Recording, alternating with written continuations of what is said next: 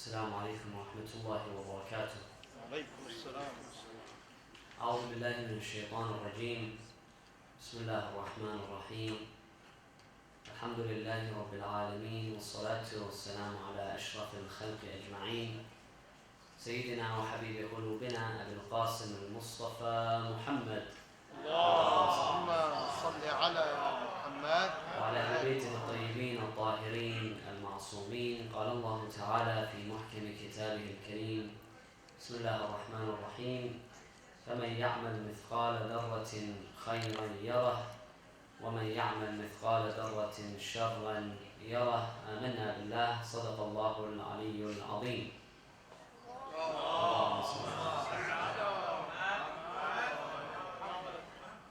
In the 1950s and the 1960s, credit cards were introduced in America, in the United States, and they quickly became widespread.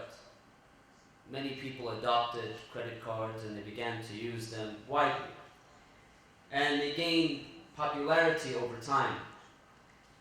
And credit cards, when we think about how they function and what purpose they serve, we notice that for many of us, credit cards are important financial tools.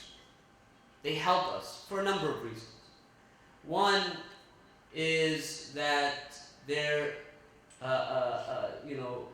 much more convenient to carry than cash.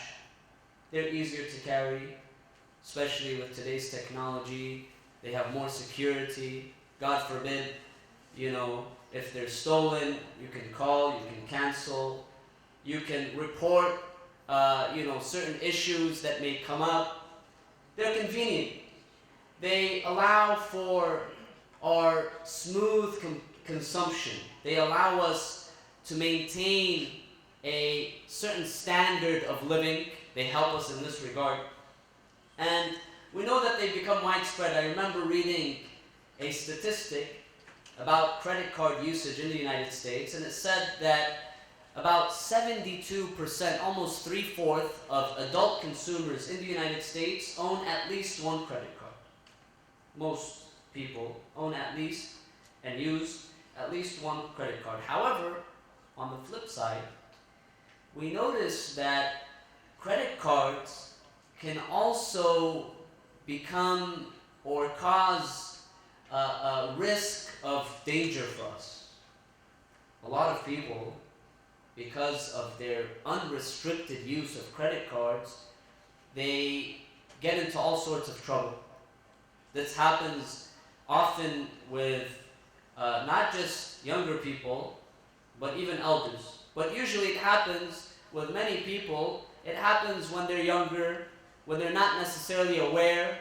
And this is why we notice that many academic institutions now, many colleges and universities, one of the very, very first things that they attempt to instill in their newly admitted undergraduates and students is they give them lessons, and these are, in many cases, they're mandated, that everyone has to have lessons on financial responsibility, on what it means to borrow, because many of them are borrowing for school, right? What it means to borrow, what it means to use credit, what it means to have debt, and so on and so forth. Because they're trying to instill these values, this understanding, this recognition and awareness in young people so that they don't end up falling victim to their credit card usage and to using this credit card without restrictions.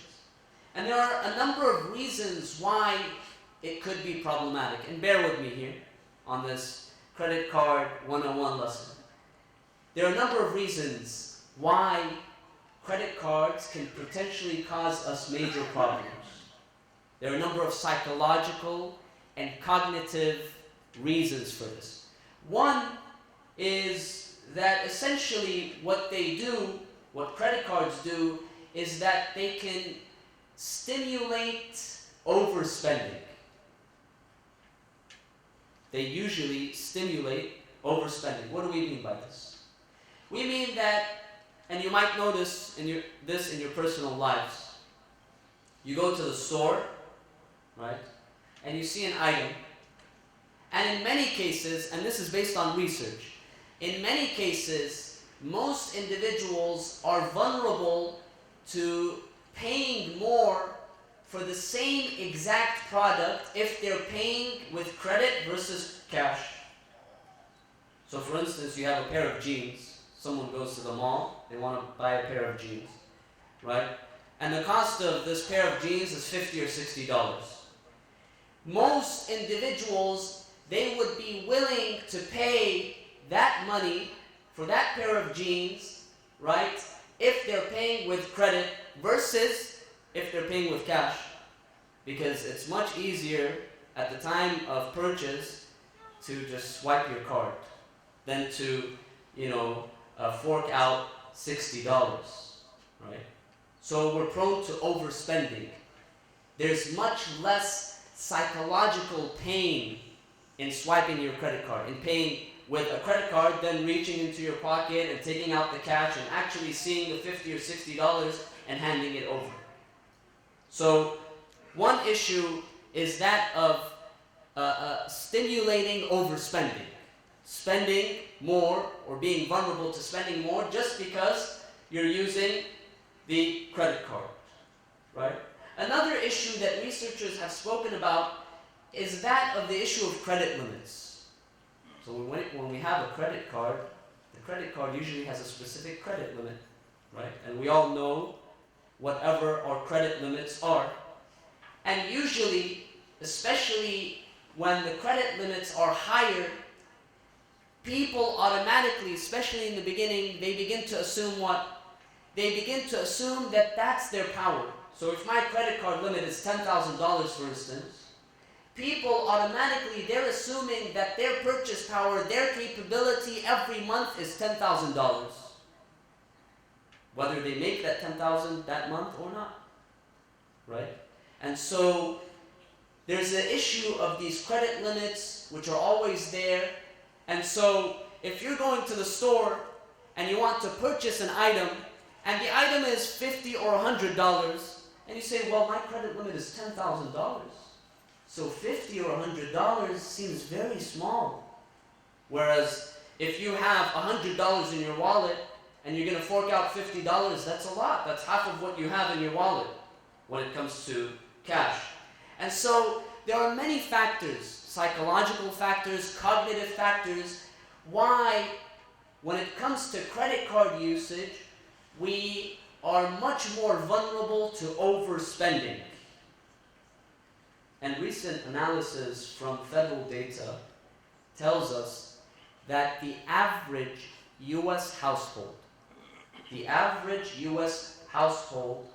holds credit card debt of over $15,000. The average in the United States. Again, I'll repeat it so that, I'll let it sink. The average U.S. household in the United States holds credit card debt of over $15,000. And in fact, from adult consumers, only about 37% actually pay their balance in full every month, their credit card balance. The rest are what? The rest, it's accumulating. They have debt, and this debt is accumulating. And one of the common issues that we notice, that we face, is many people tend to complain about money. It's very rare that we don't complain about money. In many cases, money is something that many people complain about, right? We complain that the amount of income that I make is not enough. I'm always looking for a raise. What job can I find that will pay me more?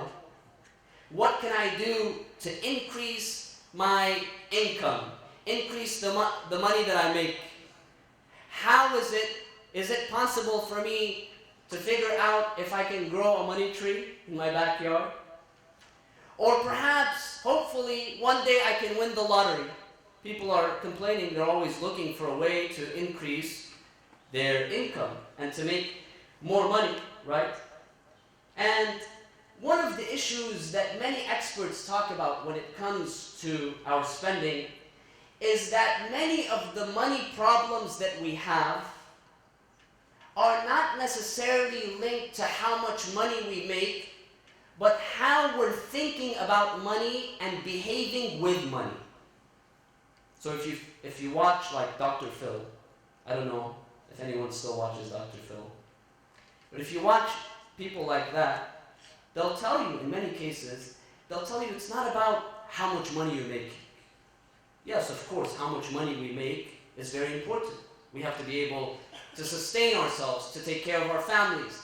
But many of the issues that we face when it comes to money problems is not necessarily linked to how much we make, but how we're thinking about money and how we are behaving with this money. For example, we notice that many individuals, they end up frittering money here and there. You go to the store, you're standing, in the aisle to pay, cashier aisle, or you're performing your groceries. If you're like me, you have a list of groceries. You go to the grocery store, you have a list, right? You've made a list. You know this is what you want to get, these 10 or 20 items. But along the way, what ends up happening?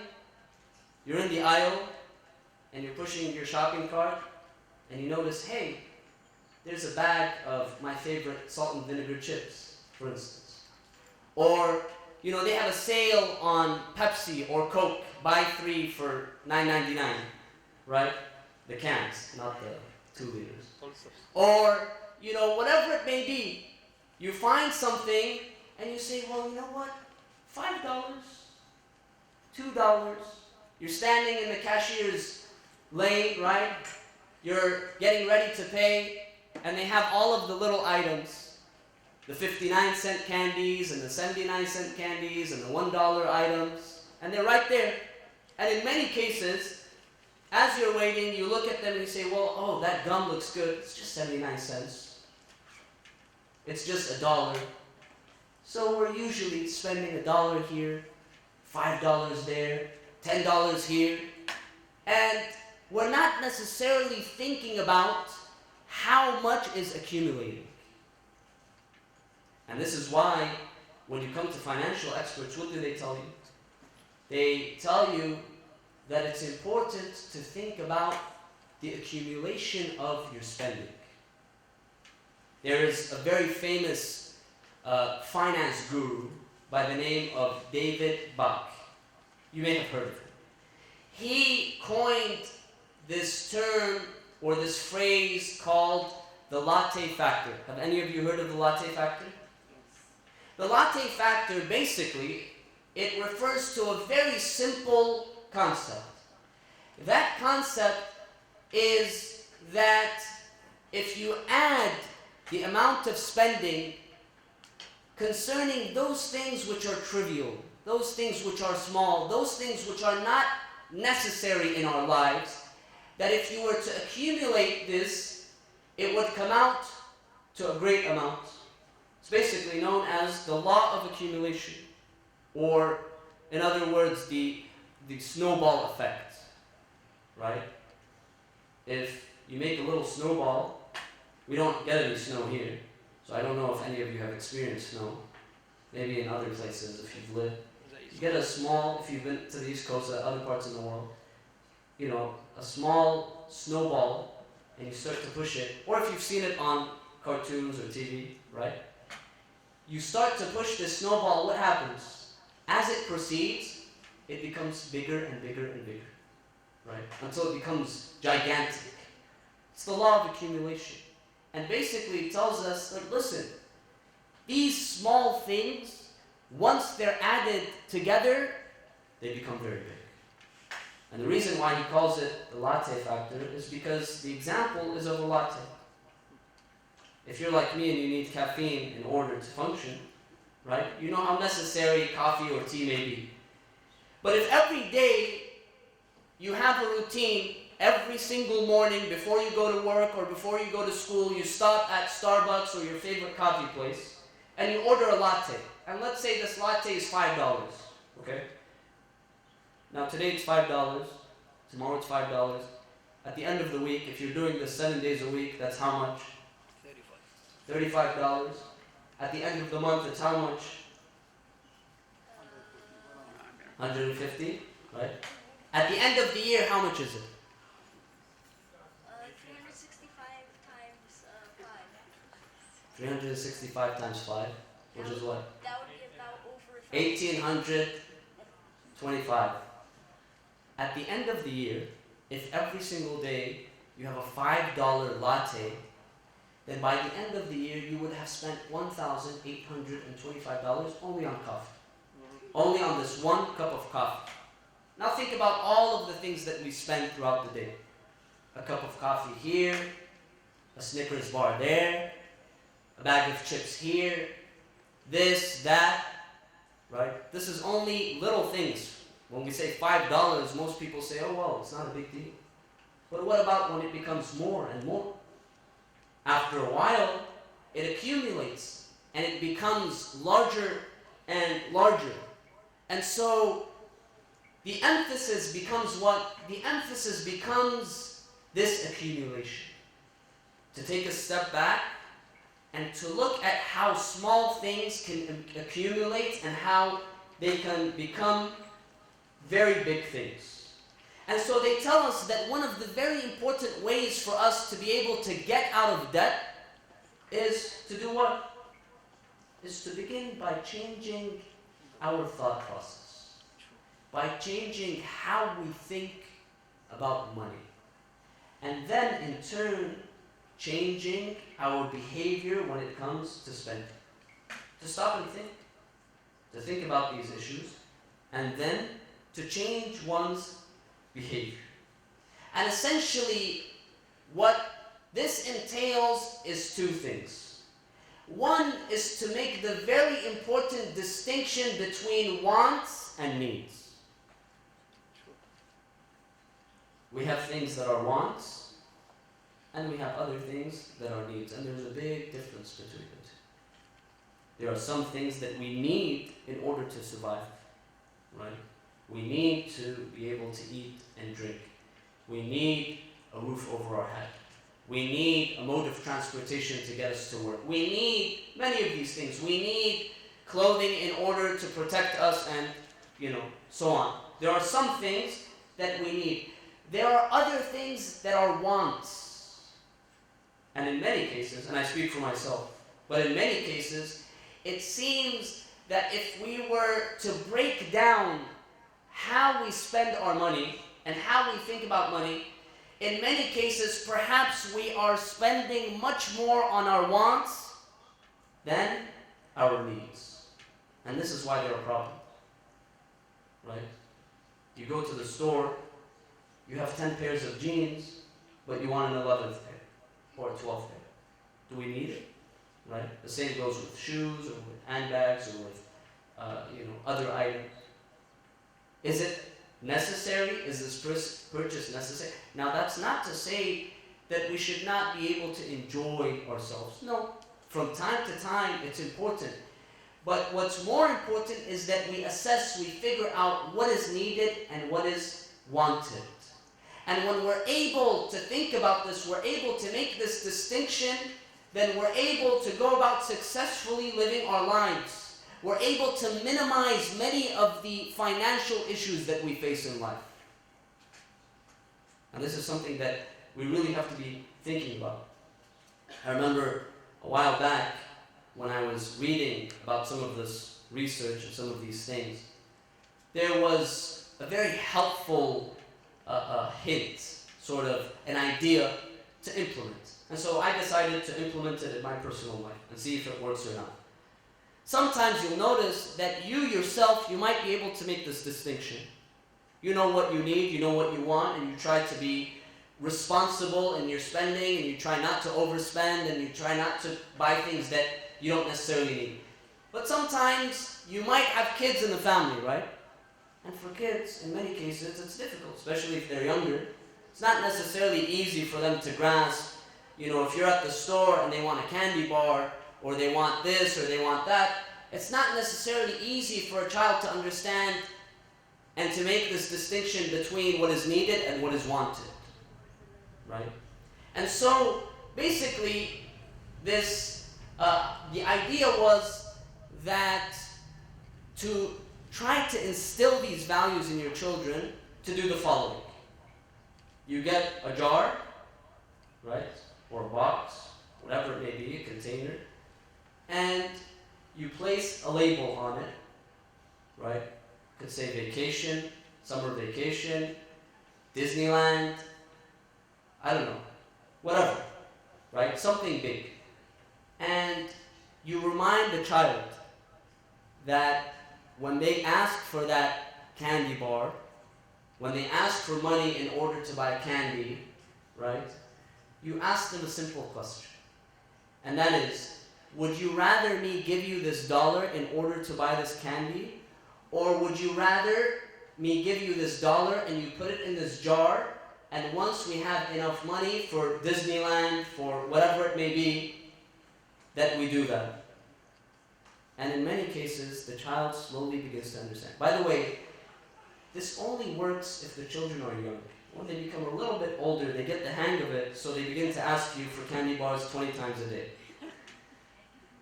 But through this process, the child begins to realize. The child begins to make a distinction between those things which are not essential, those things which are not important, versus the things that are important.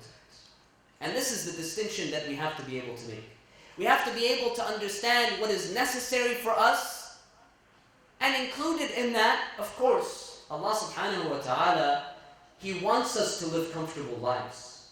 It's not that we should live lives where we're greedy and frugal and we're not spending it all. No, let's live comfortably. But it's important for us to maintain moderation. And this concept, the concept of moderation, is something that appears frequently in the tradition. وَكُلُوا وَاشْرَبُوا وَلَا تُسْرِفُوا. Eat and drink. Bon appetit. But what? But do not be excessive. Do not waste. And it's important for us to understand that if we do not want to engage in waste, engage in excessive spending, then we have to make this distinction. This is number one.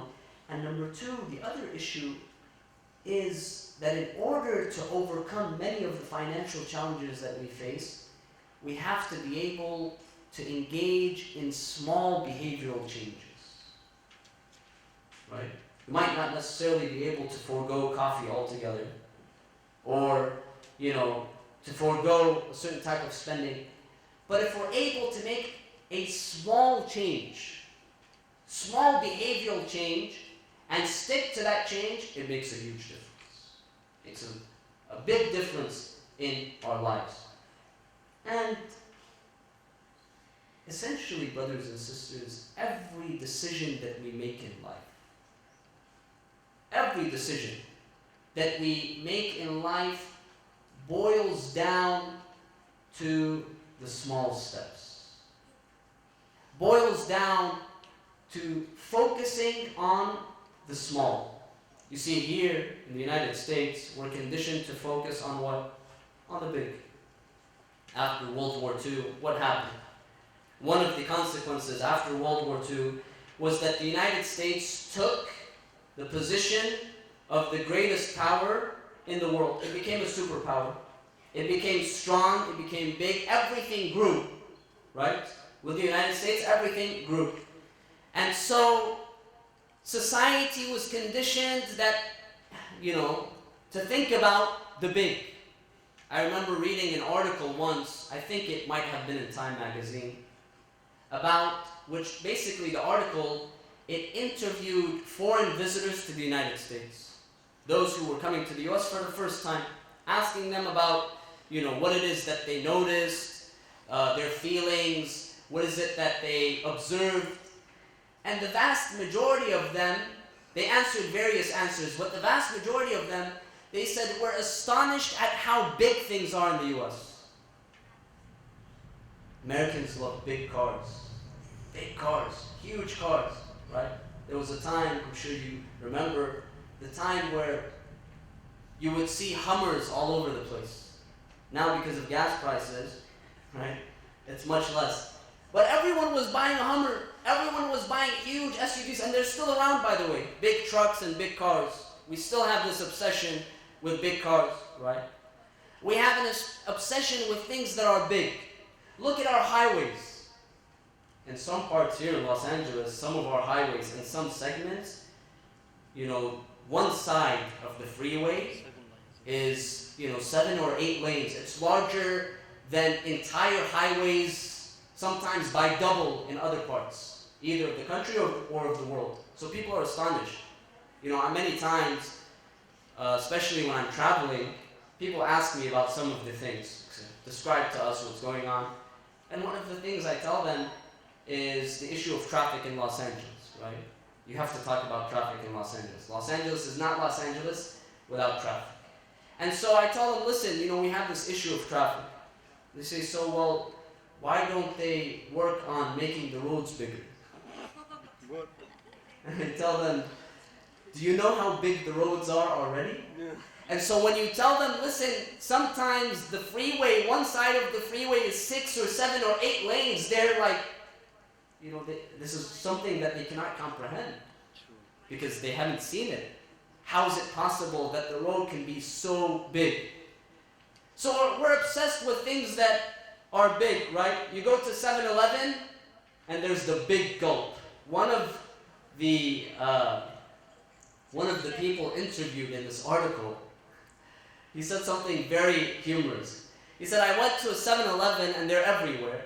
I went to the 7-Eleven and I noticed that their drinks, the cups that they have are bigger than my head. I can wear it as a hat, basically. Right? So that person was saying, how can someone drink so much soda or juice or whatever it is that you have in such a cup? It's a big gulp, right? We love big drinks. If we come to our food, food, is big portions. Many times you go to a restaurant, they're huge portions, right? Regular restaurants, not the fancy ones where they give you this much food. No, regular ones, right? We love the Big Mac, right? We love, speaking of the Mac, we love McMansions, huge homes. We like things that are big. In the Guinness Book of World Records, you guys know about the Guinness Book of World Records, the United States holds an disproportionate amount of records for the world's biggest things. And one of them, by the way, is the biggest burger.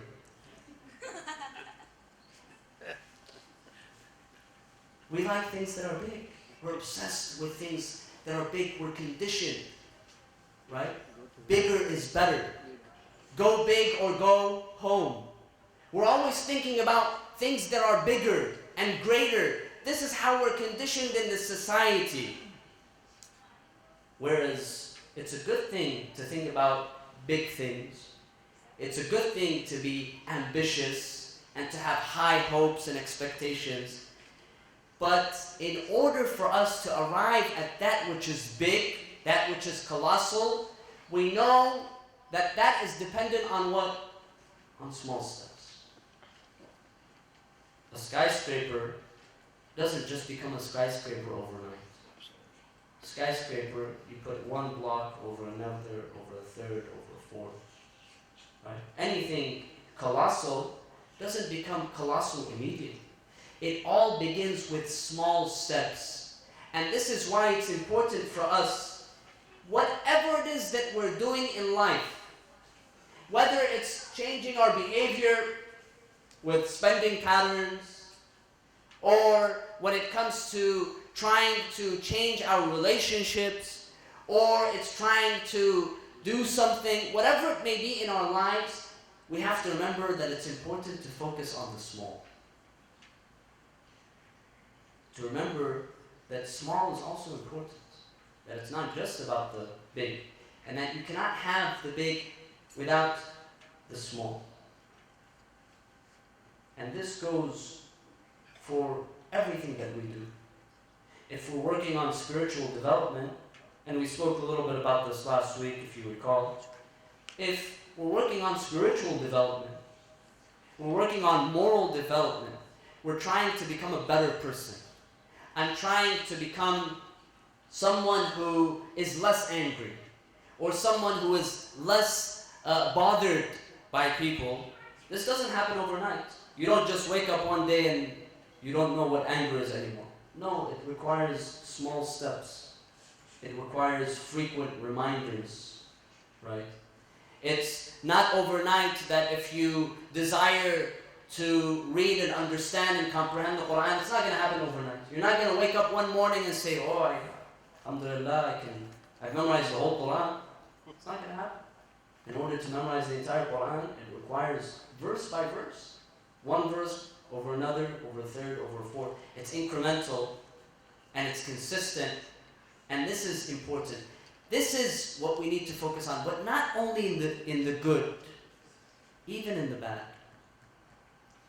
Focusing on the small is important.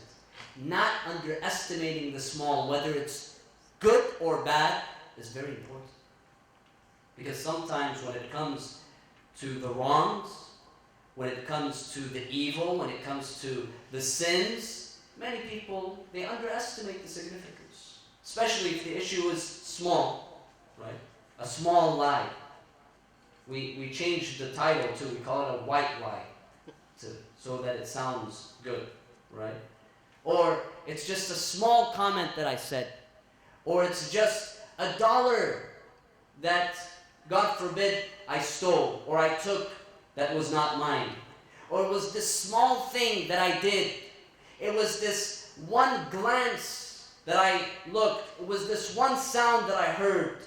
Small. It's not important. Shouldn't be a big deal. But the bad, just like the good, there's the law of accumulation. If one thing accumulates over a second thing and a third thing and a fourth thing, then it becomes big. One day, the Holy Prophet Muhammad sallallahu alayhi wa alihi wa sallam, he was traveling with some of his companions. They were in the desert. They decided that they wanted to camp for the night. And so he turned to his companions and he told them, he asked them, he said, let us go out and find firewood so that they can have a fire. Some of his companions, they told him, Ya Rasulullah, we're in the middle of the desert. Where are we going to find firewood? He told them, go, just try. So they all went. They scattered. They all went. And after a while, they all returned with pieces of wood here and there. And they piled them on to the point where they had enough to light a fire.